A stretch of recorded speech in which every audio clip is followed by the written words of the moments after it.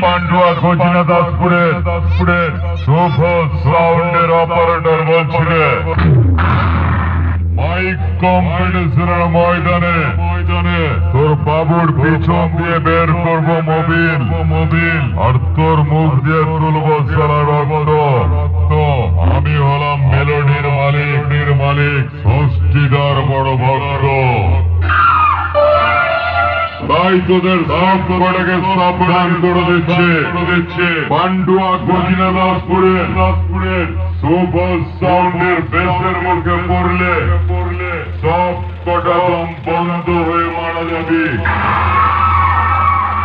আমার সাথে কম্পিটিশন করতে আসার আগে বাপ বেটা দুজনাই পিঠে একটা করে অক্সিজেন সিলিন্ডার বেঁধে নিয়ে আসবি।